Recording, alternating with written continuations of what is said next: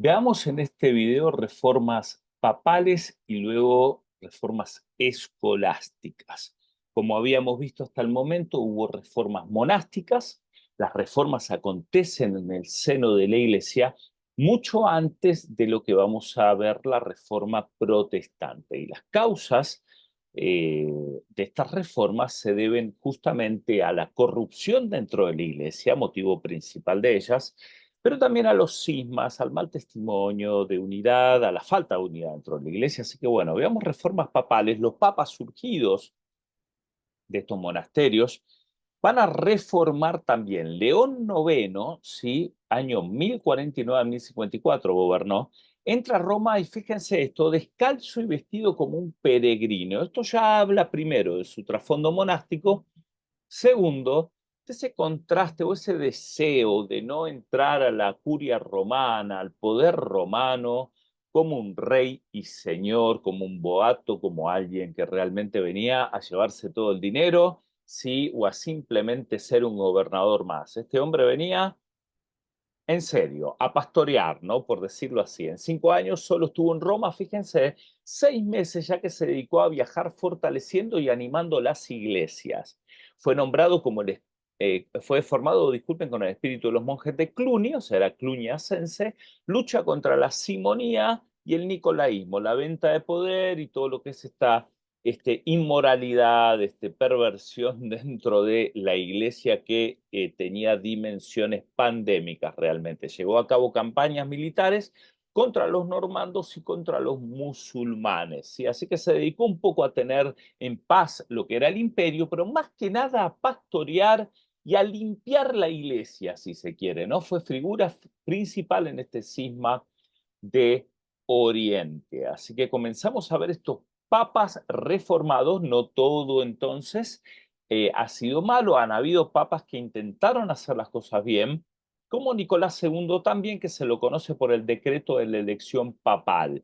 En este caso, reúne un sínodo en el año 1059 que promulgó un reglamento donde el Papa lo elegía un colegio de cardenales y no el pueblo de Roma ni sus autoridades civiles, ¿sí? Así que de ahora en más, la decisión de quién iba a gobernar Roma o quién iba a ser el pastor, el obispo de Roma, quedaba en manos de la iglesia, no del poder temporal o terrenal, ¿sí? Entonces esto aseguraba que no haya esta intervención de los reyes en poner papas que estaban del lado, que favorecían el poder de ciertos reyes, sino que la intención de poner un papa quedaba limitado, ¿sí? A lo que la iglesia proyectaba y no a lo que los reyes o a los intereses de los reyes, ¿no? Así que este fue un buen movimiento, sí político, pero que favorece por lo menos los destinos de la iglesia, ¿sí?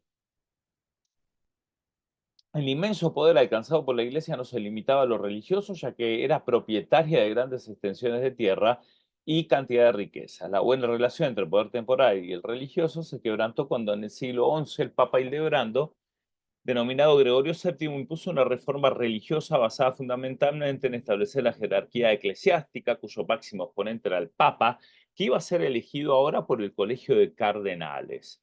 La prohibición del matrimonio eclesiástico, ¿sí? Para que los sacerdotes estuvieran solos dedicados a Dios, así que todo lo que es el celibato va a ser institucionalizado por Gregorio VII Hildebrando, ¿sí?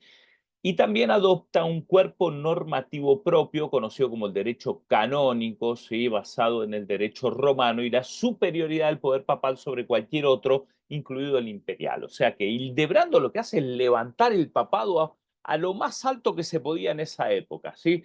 El papa era el señor sobre los reyes y el papa iba a ser un hombre dedicado al ministerio completamente. Por lo tanto, con eso cerraba lo que era la corrupción, por lo menos intentaba cerrarlo, ¿no? Iba a ser escogido por la iglesia, ¿sí? Y cualquier rey se tenía que someter a a los intereses papales, ¿sí? Esta última pretensión, o sea, el hecho de la superioridad papal sobre los reyes, va a ser la que desata un gran conflicto, se va a llamar la querella de las investiduras, que esto ya venía, ¿no? Trayendo su cola, ¿no? Pero esa querella se va aquí a explotar. Este problema, esta guerra de las investiduras va a explotar con Hildebrando porque es el que dice, ¿saben qué, señores?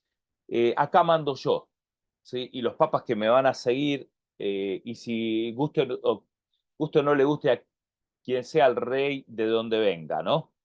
Entonces esto, bueno, como digo, si había un Carlomagno que se sujetaba al rey, estaba todo bien, pero ya en esta época, sí, los reyes germanos iban a levantarse y no todos iban a querer obedecer al Papa, iban a querer estar en igualdad de condiciones y Roma no quería esto, ¿sí? Porque no querían andar negociando con determinados reyes, ¿no? Para ceder eh, privilegios a pretensiones imperiales, ¿no? Así que fíjense que esto va a extenderse del año 1073 a 1122. Estamos hablando de 50 años de problemas. Y esto sucede con entre Hildebrando o Gregorio VII y el rey de Alemania llamado Enrique IV. Enrique IV se decide a designar obispos a gusto y placer propio. Él pone sus propios obispos que lo favorecían a él. Él quería ser emperador, ¿sí? Y el Papa lo llama a la obediencia, decir, ¿saben qué? Acá los obispos los pongo yo, no los ponen ustedes, ¿no? Pero parece que Enrique IV le peleó la pulseada a Hildebrando, ¿sí? Así que esta es la batalla que ocurre en este tiempo. Hildebrando, este gran papa medieval, ¿sí? Había estado por 25 años junto al trono papal y en el año 1073 fue coronado papa por la aclamación popular, la gente ya lo reconocía, ¿no? Y los cardenales lo aprueban. Fue el más grande de los papas reformadores de este tiempo. Sus legados recorrieron toda Europa corrigiendo y castigando todo tipo de abuso, ¿no? Lucha, como les mencioné, especialmente este papa en particular, contra simonía, nicolaísmo, contra la investidura de los laicos, es decir, acá los laicos, sí, los obispos lo pone la iglesia según él.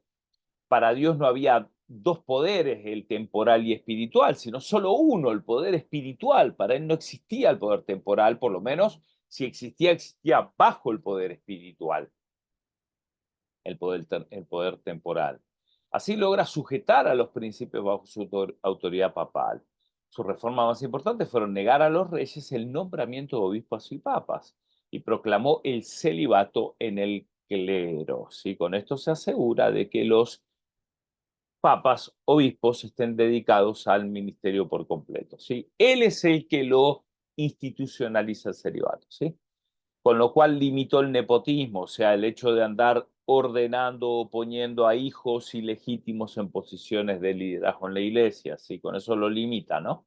Así que el celibato tiene esta respuesta, uno diría, ¿es bíblico, no es bíblico? Bueno, en este tiempo responde a un problema de la iglesia que era justamente el nepotismo, ¿sí? Poner familiares, hijos, de papas, hijos ilegítimos que se tenían por allí y que se los ponían en la iglesia, o la iglesia tenía que andar pagando sus estudios, como vamos a ver con algunos de ellos.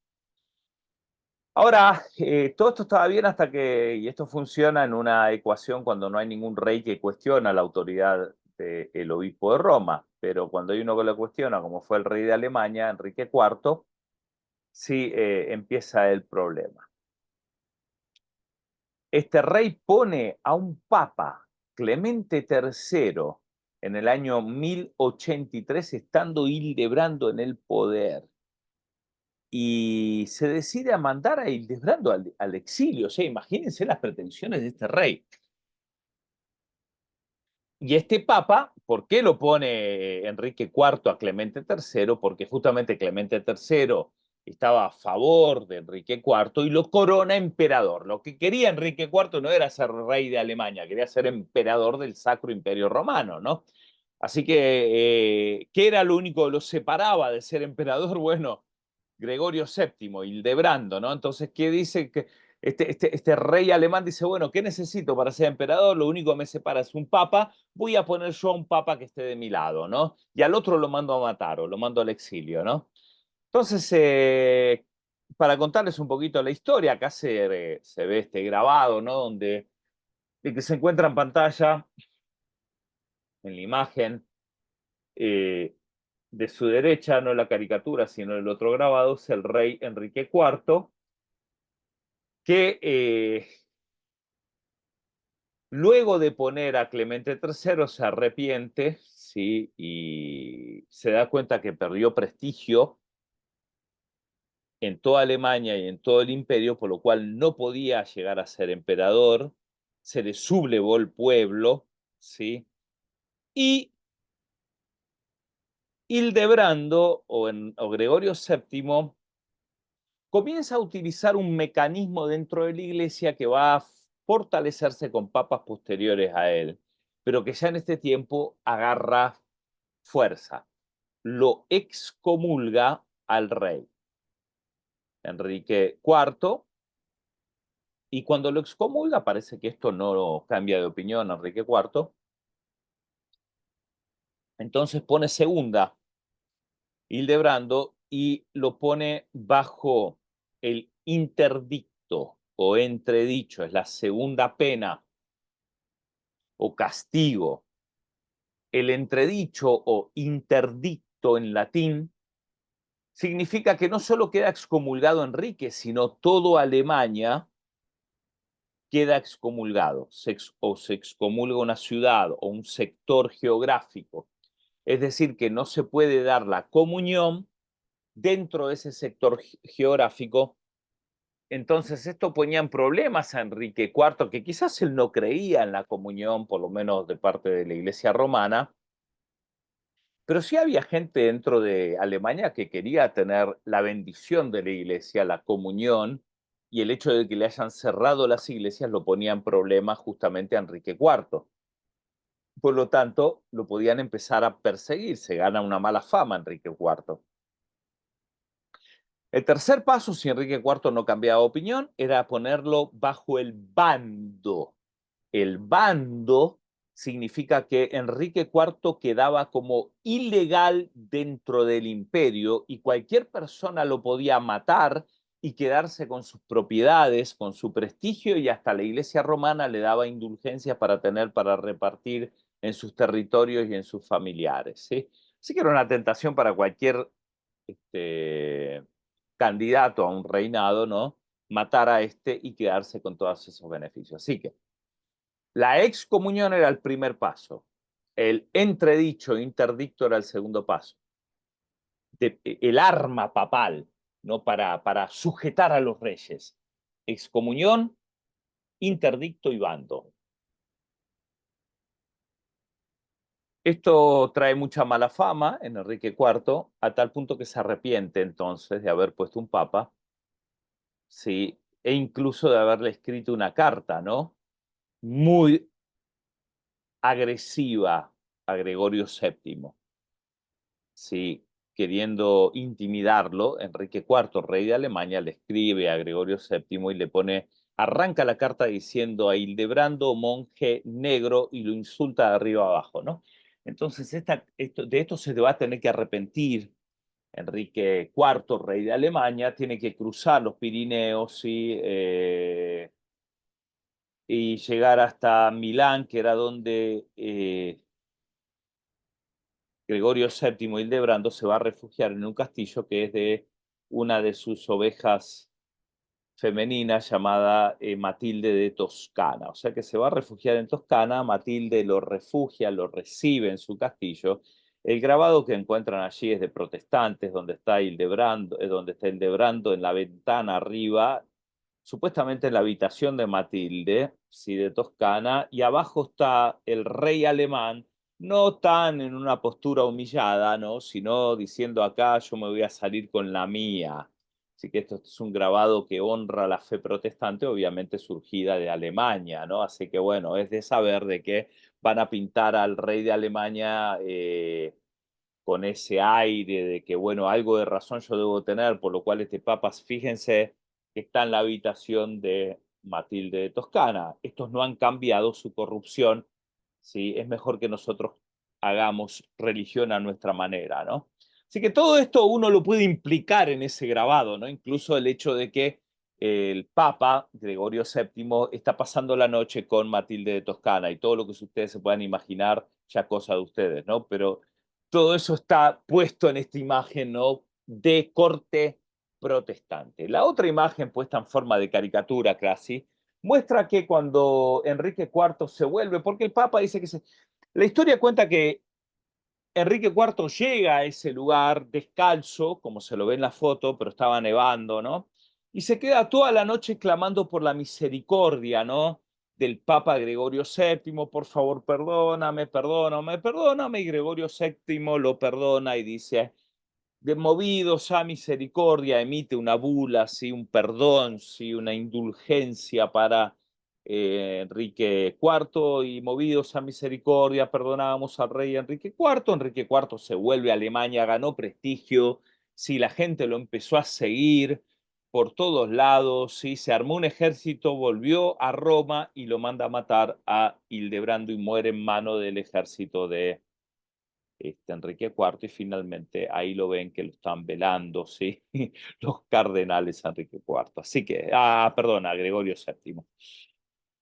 Así que si bien la pulseada la termina ganando Enrique IV, rey de Alemania, ¿no? Es decir, manda a matar a Hildebrando una vez que lo perdona, si queda instalado esta maquinaria dentro del papado para someter cuanto rey se le cruce por el camino, y por más que sea Enrique IV el rey mejor pintado, iba a temblar ante la excomunión, el interdicto y el bando, elementos que iban a poner en jaque a cualquier rey que se levante contra el papado. El poder papal se fortalece, y este personaje que ven aquí, Inocencio III, papa posterior a Hildebrando, fue el que va a llevar estas armas papales hasta un extremo y ponerlas en funcionamiento a tal punto que el prestigio papal se eleva, ¿sí?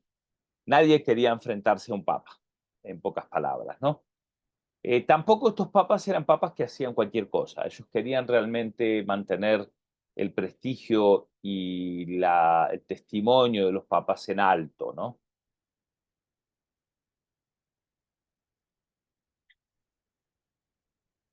Inocencio III fue quizás el papa más representativo y prestigioso de la Edad Media.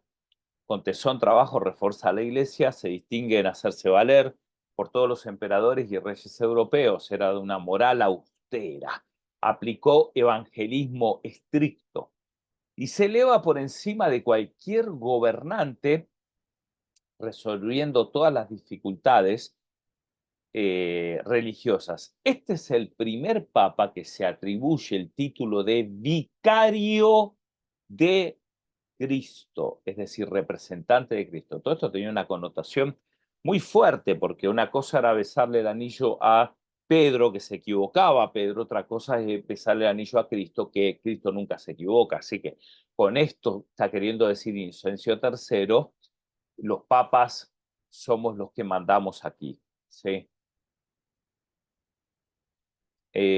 Así que esto le da una fuerza moral tremenda, sobre todo en una época que la Iglesia estaba atravesando momentos difíciles en el terreno religioso por el surgimiento de herejías, especialmente los cátaros, ¿sí? Y se tuvo que hacer frente al poder musulmán, impulsando la Cuarta Cruzada a Tierra Santa, ¿sí? Ya las cruzadas aquí estaban eh, elaboradas, ¿no? El tema de las cruzadas, ¿no? Consideró que la Iglesia Católica tenía la plena potestad, plenitud potestatis sobre toda la cristiandad, basándose en el texto de Mateo, en que Cristo confiere las llaves del reino a los cielos a Pedro, ¿sí? Él se toma muy en serio esto de que Pedro era quien tenía las llaves. Así que, si bien el tema de las llaves siempre ha sido uno de los temas importantes para este, levantar el papado, es Inocencio III el que lo utiliza con más autoridad. Como les he mencionado, además de lo que es el interdicto y el bando, estaban las censuras, sí, que eran penas medicinales, y privación de bienes espirituales. La excomunión, que era supresión de sacramentos, concepto general significa separación en función de la iglesia, pero más allá de la pérdida de la gracia, la excomunión implica una ruptura con los vínculos que unen a creyente a Cristo por medio de la iglesia. ¿M? La excomunión no pone a la persona fuera de la iglesia, pero sí separa de la participación de la comunión, ¿sí? Luego vamos a encontrar el interdicto, ya se los expliqué, sí, que es privar, ¿sí?, de celebrar los oficios o cualquier actividad de iglesia en puestos o lugares específicos, salvo en días de Navidad o Pascua o Pentecostés, Corpus Christi o Asunción de la Santísima Virgen. Se cerraban las iglesias, nadie quería eso, ¿sí? Así que este procedimiento fue muy inusual antes de Gregorio VII, como hemos visto, pero se vuelve habitual con Inocencio III, ¿sí?, que lo utiliza 57 veces. 57 veces. Y el bando, ya se los expliqué, es declarar ilegal a un rey. El escolasticismo va a ser mayormente estas reformas de parte de las universidades. Anselmo y Tomás de Aquino son los proponentes principales. Anselmo 1033 fue el que, monje benedictino, sirve como arzobispo de Canterbury. Se desarrolla como teólogo y filósofo escolástico, reconocido doctor de la Iglesia. Se le recuerda, además de por su célebre argumento ontológico, por ser padre de la escolástica. Anselmo era de espíritu piadoso, plenamente convencido de que la explicación dialéctica fortalecía las doctrinas de la Iglesia. Él decía: creo para entender, muy diferente a lo que va a hacer Descartes después de, con su famoso argumento cogito ergo sumo, ¿no? Pienso y luego existo, ¿no? Anselmo mantiene la fe en primer lugar, no la razón, ¿sí? Como va a ser después Descartes. Así que la filosofía acá era una filosofía basada en la fe. Este periodo va a ser el inicio de la escolástica, con sumas y sistemas de aquellos que van a crear la suma teológica, como Tomás de Aquino, también Bonaventura es otro de los escolásticos importantes, ¿sí? Juan Duns Scoto también. Todos estos monjes van a ser agustinianos, ¿sí?, seguidores de Agustín. Y entre las obras de Anselmo tenemos el Prosilogio, el argumento ontológico. Todo arranca con Dios, ¿sí? Todo inicio tiene que estar derivado de Dios, y el Cur Deus Homo, que es la discusión sobre la expiación. Aquí usted tiene la oportunidad de leer parte del Prosilogio, sí, se lo dejo para la tarea, sí, tomen un momento de leerlo.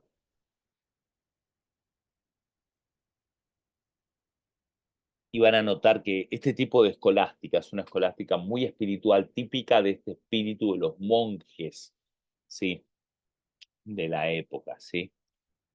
Benedictinos, agustinianos, estos monjes que resaltaban una espiritualidad elevada, no era razón. En la fecha, después de Descartes y del periodo de la razón, vamos a unir la fe con la razón. La teología va a ser muy racionalizada, pero antes la teología era muy espiritual. Esto lo van a leer acá en el Prosilogio, ¿sí? Las universidades van a surgir en la forma que la conocemos en esta época, ¿sí? Las universidades van a arrancar en el año 1200, que ha de distinguirse de lo que es la enseñanza normal, que existió en diferentes formas anterior al sistema universitario. La Universidad de París, por ejemplo, se dividía en 4 facultades: preparatorias, la Universidad de Artes, el Trivium, que era gramática, retórica y lógica, y el Quadrivium, que era astronomía, teología, derecho canónico y medicina. También 3 facultades superiores, que era la de teología, derecho canónico y medicina, ¿sí? Así que los grados que existían en esta época se daban conferencias, y los grados era de bachillerato, maestría y doctorado también, que habilitaba para enseñar. Acá lo tenemos a Tomás de Aquino, gran doctor de la Iglesia, hijo de Landulfo, conde de Aquino, que era un pequeño pueblo situado entre Roma y Nápoles. Tomás se hizo monje dominico de vuelta, sí, estos monjes de los predicadores, sí, el año 1243. Alrededor del año 1265 comienza su obra magna, que es la Suma Teológica, sí. Su obra se destaca por su claridad, su consistente lógica y su amplitud, que lo colocan entre los pocos grandes maestros de la historia. Y en el catolicismo romano su influencia nunca ha cesado. Su obra es la base de la enseñanza teológica actual de la Iglesia Católica, conocida como tomismo. ¿Sí? El catolicismo estudia mucho el tomismo, ¿sí? Y con Aquino el escolasticismo alcanza su cumbre, quien decía que el propósito de la teología es dar el conocimiento de Dios y del origen del destino del ser humano. Aquino fue seguidor de San Agustín, y su posición es que Dios es la causa primera de todas las cosas. La providencia de Dios se extiende a todos los acontecimientos, se manifiesta en la predestinación de algunos para vida eterna, dejando a otros a la merced del pecado. ¿Sí? Todos estos temas de la predestinación ya van a estar en Tomás de Aquino, ¿sí? Y él va a hacer esta suma teológica que es respuesta a muchas preguntas. Acá ustedes van a encontrarlo, que van a tener un tiempo para leerlo también. Y él habla de la predestinación como un montón de otros temas, donde él hace respuestas a varias preguntas de una manera punto por punto. ¿Sí? Así que la suma teológica es una respuesta punto por punto a argumentos acerca de la fe y de la palabra de Dios. ¿Sí? Parece que el escolasticismo no va a resolver las cosas y esto va a derivar en el cautiverio babilónico de la iglesia. Mientras los escolásticos estudiaban, los papas seguían haciendo de las suyas, sí, y ni los papas reformadores van a resolver esto a tal punto que van a haber dos papas en el poder, un papado cautiverio en Aviñón, que lo vamos a repasar en el próximo video. Esto es todo por esta clase. Nos vemos en la siguiente.